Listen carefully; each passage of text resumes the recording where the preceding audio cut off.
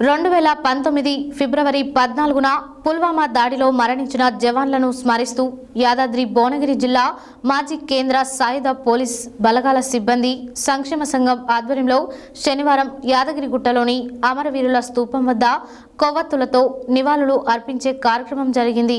ఈ సందర్భంగా యాదగిరిగుట్ట సిఐ రమేష్ పాల్గొని నివాళులు అర్పించారు. అనంతరం ఆయన మాట్లాడారు. 2019 ఫిబ్రవరి 14న పుల్వామా దాడిలో మరణించిన జవాన్లను స్మరిస్తూ యాదాద్రి భువనగిరి జిల్లా మాజీ కేంద్రం సాయుధ పోలీస్ బలగాల సిబ్బంది సంక్షేమ సంఘం ఆధ్వర్యంలో శనివారం యాదగిరిగుట్టలోని అమరవీరుల స్తూపం వద్ద కొవ్వొత్తులతో నివాళులు అర్పించే కార్యక్రమం జరిగింది. ఈ సందర్భంగా యాదగిరిగుట్ట సిఐ రమేష్ పాల్గొని నివాళులు అర్పించారు. ముందుగా వడ్డాయిగూడెం నుండి యాదగిరిగుట్ట అమరవీరుల స్తూపం వరకు కొవ్వొత్తులతో ర్యాలీ నిర్వహించి అమరవీరుల స్తూపం వద్ద నివాళులు అర్పించారు.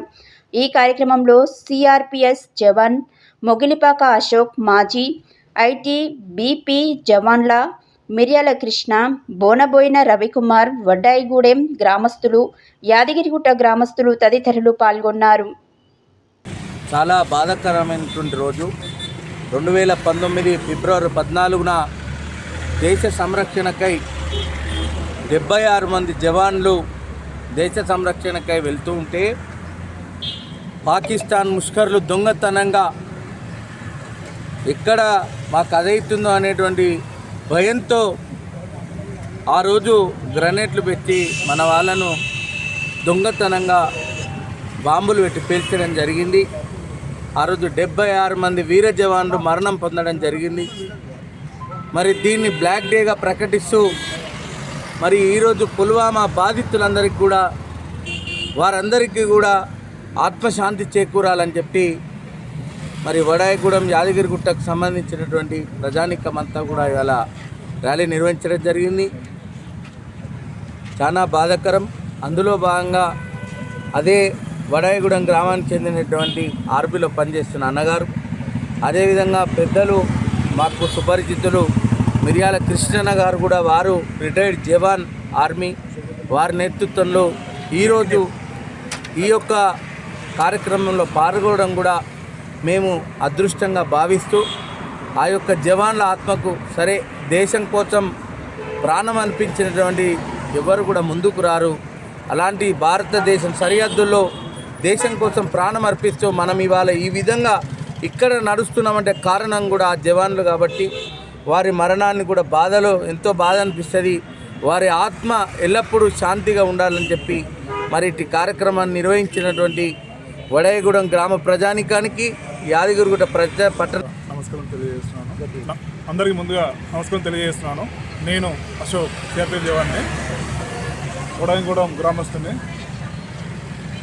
నేను పుల్వామా దాడిలో పాల్గొనవాన్ని నేను మిస్ అయినా అలాంటిది నా మిత్రులు ఎవరైతే ఉన్నారో 40 మంది అమరులయ్యారు. అందుకు బాధగా ఉంది. ఈరోజు వాళ్ళను సమర్శిస్తూ నేను వడాయిగూడెం కమాండ్ నుండి యాదగిరిగుట్ట అమరవీరుల స్తూపం వరకు కొవ్వొత్తుల ర్యాలీ నిర్వహించడం జరిగింది. ఇందులో వడాయిగూడెం గ్రామస్తులు, యువకులు, మాజీ సైనికుల వెల్ఫేర్ అసోసియేషన్ సభ్యులు అందరూ పాల్గొని అమరులైనటువంటి జవాన్లకి నివాళులు అర్పించాము. జై జవాన్, జై కిసాన్.